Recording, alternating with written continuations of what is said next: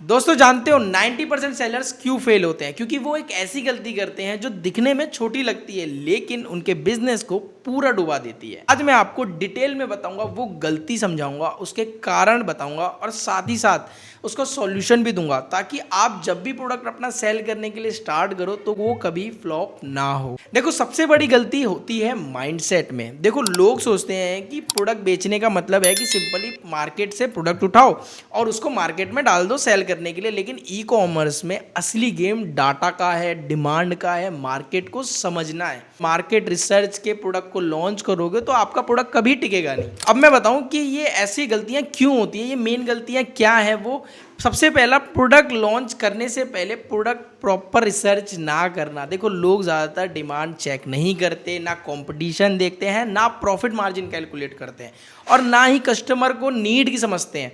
ये सब स्किप कर दोगे तो गाइस कभी ऐसा नहीं होगा कि कह सकते हैं कि ब्लाइंड फोल्ड बिजनेस आप स्टार्ट कर रहे हो और इसी वजह से प्रोडक्ट लॉन्च होते ही फेल हो जाता है। अब सवाल ये आता है कि लोग रिसर्च क्यों नहीं करते। इसके पीछे का रीज़न सिंपल बोलूँ तो ये है कि ओवर कॉन्फिडेंस। लगता है कि जब भी कोई ऑलरेडी मतलब कोई बिजनेस स्टार्ट करने वाला हो तो उन्हें पता है कि ये बिकेगा या नहीं बिकेगा, उन्हें ऐसा फील होता है, लेकिन ऐसा नहीं होता। ये ओवर कॉन्फिडेंस है। Second, lack of patience. जल्दी लॉन्च करने की जल्दी की वजह से उनको ये चीज़ें छोड़ देते हैं, प्रॉपर रिसर्च नहीं करते।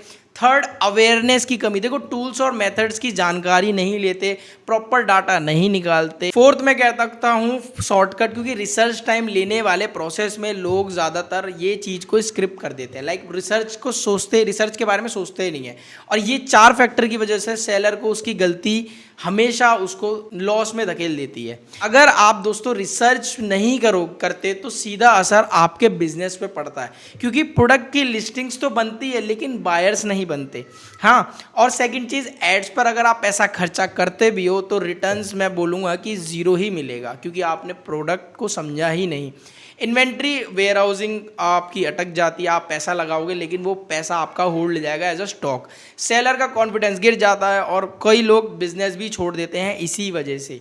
देखो लेकिन ये छोटी सी गलती है, पूरी जर्नी को ख़राब कर देती है। ये जो 4-5 चीज़ें मैंने आपको बताई, तो देखो इसका सॉल्यूशन क्या है, अब उसके बारे में हम बात करते हैं। सबसे पहले आप रिसर्च करना सीखो। देखो प्लेटफॉर्म पर देखो कौन से प्रोडक्ट हैं जो ट्रेंडिंग है, साथ ही साथ आप उन प्रोडक्ट्स के रिव्यूज़ पढ़ो ताकि आप ये समझ पाओ कि कस्टमर को असल में प्रोडक्ट में क्या चाहते हैं।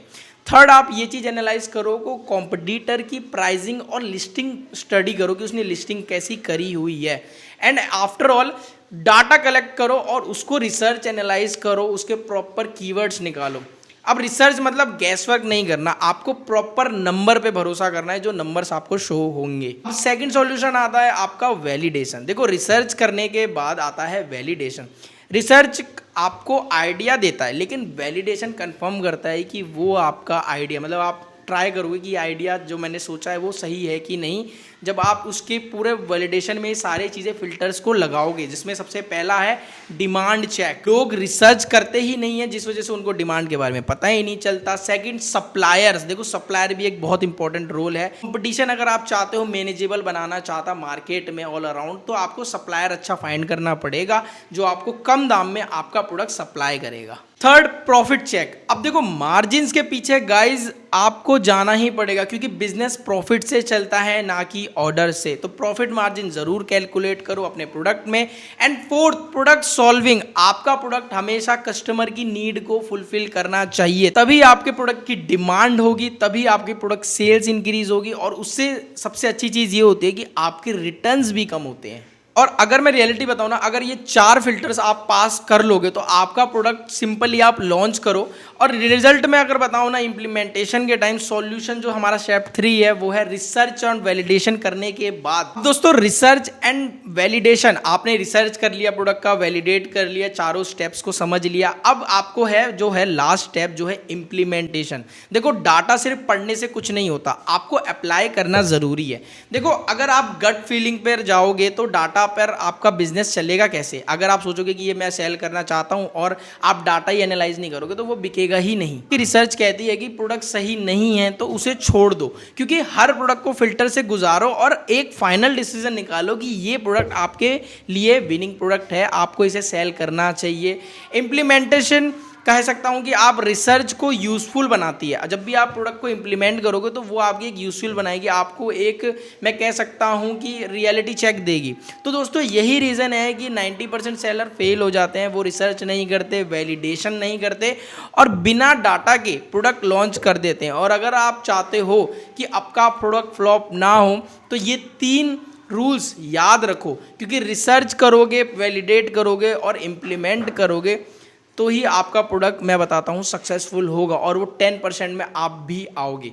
और याद रखो, जीतने वाले और हारने वाले सेलर्स में फ़र्क सिर्फ रिसर्च का होता है। See you in the next video. मिलते हैं अपने जल्द ही नई वीडियो में। Thank you so much for watching. और हाँ, चैनल में नए हो तो सब्सक्राइब करके ज़रूर जाना। वीडियो अच्छी लगी हो तो लाइक ज़रूर कर देना।